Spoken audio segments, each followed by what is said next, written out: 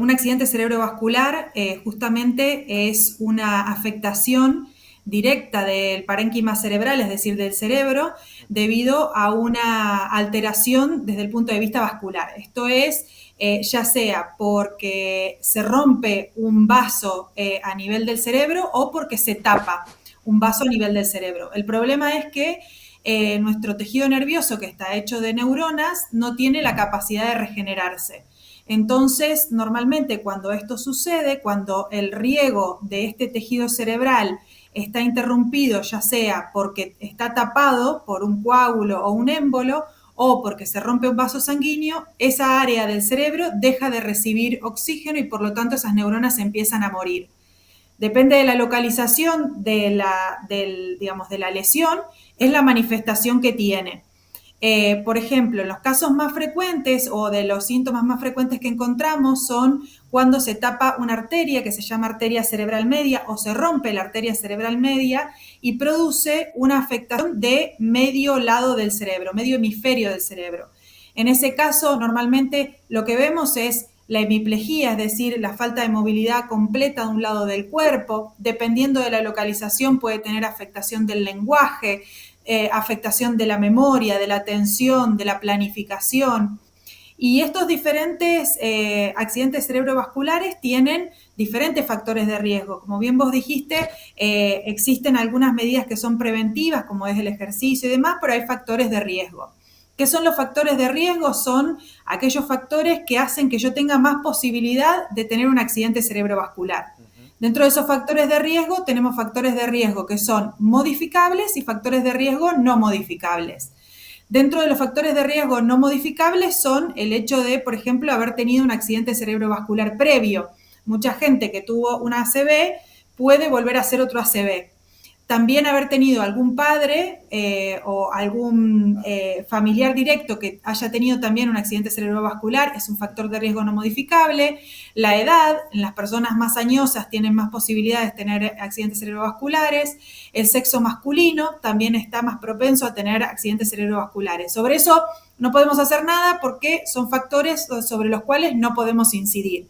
Pero sí podemos incidir sobre los factores de riesgo modificables. ¿Que cuáles son? Son, como bien vos dijiste, el sedentarismo, es decir, si hiciéramos deporte, ese factor de riesgo no lo tendríamos.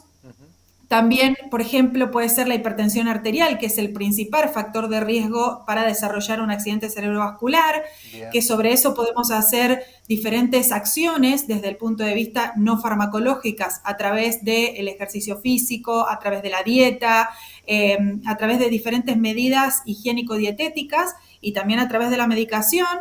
La obesidad, el tabaquismo, el consumo de alcohol, todos esos son factores de riesgo modificables. Es decir, que si nosotros actuamos sobre esos factores de riesgo, bajamos mucho la posibilidad de tener un accidente cerebrovascular, lo que no quiere decir que nos haga enteramente exentos a poder presentar un accidente cerebrovascular. Bien, Meli, preguntarte, grupos etarios, determinadas edades, en la mujer y en el hombre son más propensos, igual por partes. Sí, en realidad son más frecuentes en personas de mayor edad. Porque justamente cuando nos vamos haciendo más viejitos, nuestros vasos sanguíneos empiezan a perder la calidad, sobre todo de elasticidad, empezamos a tener sobre la pared de los vasos sanguíneos depósitos de colesterol, que son los que finalmente se terminan, generando los émbolos para poder producir un accidente cerebrovascular.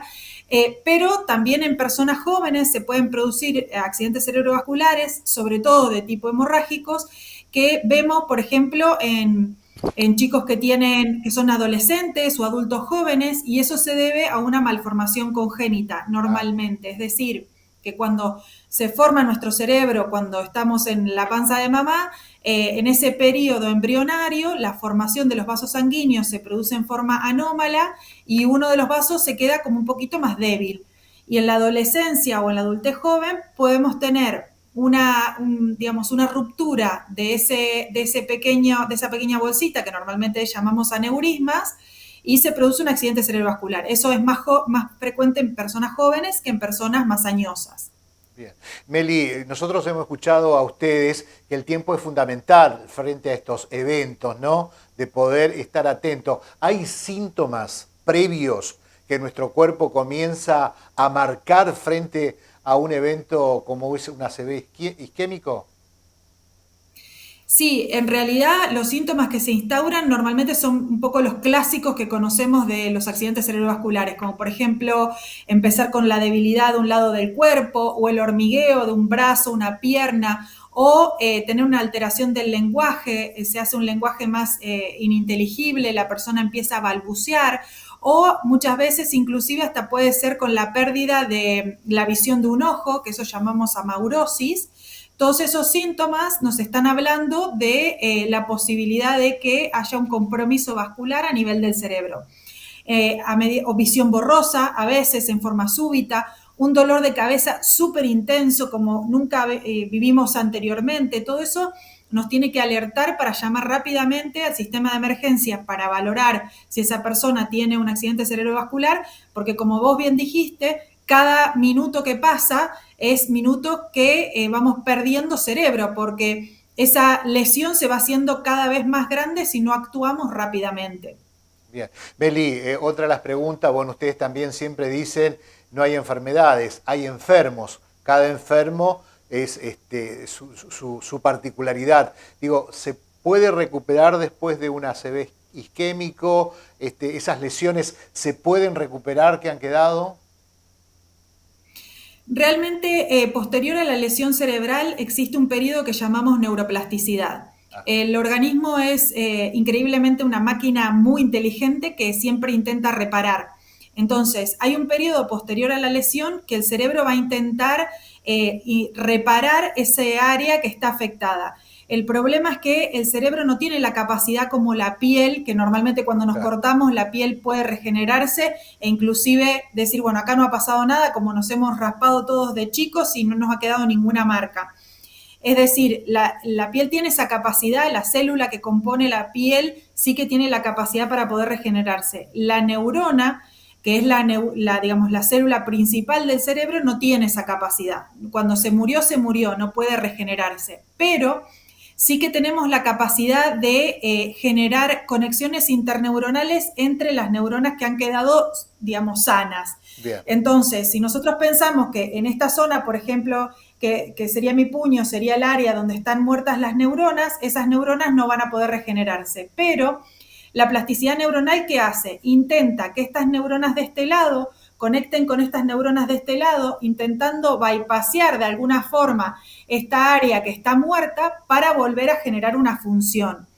Muchas veces logramos una funcionalidad, como por ejemplo que la persona vuelva a, digamos, de su hemiplegia, dependiendo de la severidad que ha tenido, la hemiplegia a veces se puede recuperar y la persona puede caminar con algún tipo de dificultad y depende, digamos, la dimensión de esa área que está muerta, es la capacidad que tiene para poder volver a regenerar esa función. Cuando tenemos ese periodo de neuroplasticidad, estamos hablando de aproximadamente los primeros 6 meses al año posterior a la lesión cerebral.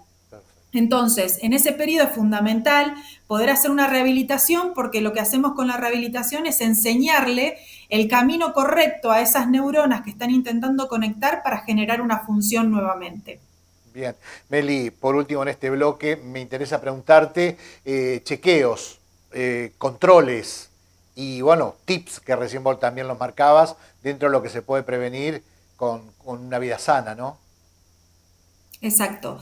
Dentro de los controles son fundamentales los controles anuales que uno hace con su médico de cabecera, que básicamente lo que hace el médico de cabecera es hacer un chequeo general de todos estos factores de riesgo, porque hay muchos factores de riesgo que obviamente son visibles, o sea, tenés que dejar de fumar, tenés que intentar no comer con grasa, tenés que intentar no generar situaciones de muchísimo estrés, o sea, esas son cosas que uno lo ve más claro, pero hay otras cosas que son bastante más silentes, por ejemplo, yo no puedo saber, digamos, no me da ningún síntoma tener hipercolesterolemia, por ejemplo, tener alto el colesterol. No existe un síntoma que me defina que yo tengo alto el colesterol si no lo hago a través de un chequeo, a través de un análisis sanguíneo. Lo mismo la diabetes, o sea, tener hiperglicemia, puedo tener algún síntoma más en mayor o menor medida, pero realmente el diagnóstico lo hago con los análisis de sangre. Entonces, normalmente el chequeo tiene que ser anual, con las analíticas que normalmente nos hace el médico de cabecera, y ante los síntomas o signos que puedan aparecer, hacer una consulta en forma temprana. Normalmente Bien. no hacemos diagnósticos por imágenes, o sea, utilizar resonancias magnéticas o demás en forma preventiva. No es porque, por ejemplo, tu papá o tu mamá han tenido un accidente cerebrovascular, vos en forma temprana te vas a hacer todos los años una resonancia magnética de cerebro, porque eso es imposible de hacer, no, y tampoco tiene un justificativo, sino que realmente los estudios de imágenes se hacen cuando, y tampoco veríamos nada, entonces no se hacen en forma preventiva, pero sí los chequeos generales de salud, Perfecto. como lo hacemos de tomarnos la presión, de tomar la medicación que tenemos que tomar, porque muchas veces, por ejemplo, nos dan medicación para la presión, y después de un tiempo la presión está estable. Entonces la gente que hace, bueno, ya está, mi presión está normal, puedo dejar de tomar la medicación. Y realmente uno tiene la presión normal porque está tomando la medicación. Muchos de los accidentes cerebrovasculares suceden cuando las personas dejan de tomar la medicación para la presión arterial porque piensan que tienen la presión normal, y eso es un gran error. Y eso es lo que justamente genera que posteriormente esta falta de cuidados se acumulen y genere un accidente cerebrovascular.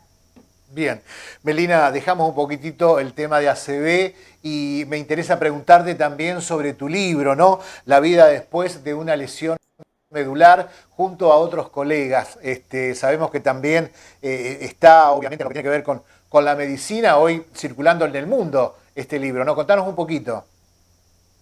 Bueno, este libro la verdad que para mí fue un desafío personal.